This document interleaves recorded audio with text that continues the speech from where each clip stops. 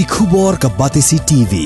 Lawan ra ashapi dak Orange Nissan Looms Hope Ho near Fire Brigade Shillong, ringkat bat ka M Crown Hotel Kendailat Shillong, ka Three Olives Restaurant, balak play nakbentaban Shakriya P, hapo ka jingada jong ka Bio Bubble Antivirus Coating, ringkat ka Cosmic Kingdom, ka Jakai lekai bapaw ha Shillong, balayada na ka Bio Bubble Antivirus Coating, balale da ka Meva Enterprise. Menteri jong ketenat kekoi kekhia ke Sorkar Jela uba AL Hack uliyathu bahado menta kimpat don setia kino kinong terai jong ketenat kekoi kekhia kibala ut pang nedon kano ke Jingthud ha ka med Hadien bakilayo pediang ye ke dawai Injek Covaxine dang shen.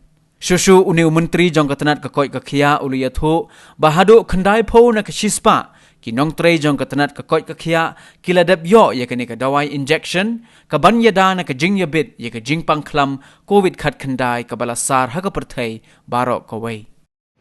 Nowhere that we have received any complaint from anywhere, so that's why we are because there's no complaint, there's no reaction from the vaccination, so people are building confidence on people that people will be ready to come forward for taking the vaccination. For the health workers, already almost 90% we have already vaccinated.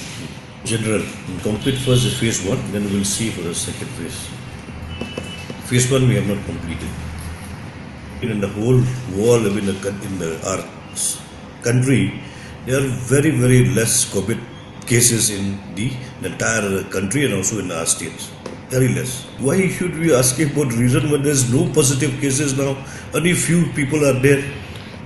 But of course, that also I agree. The less testing also there at present. But definitely the case also has come down tremendously.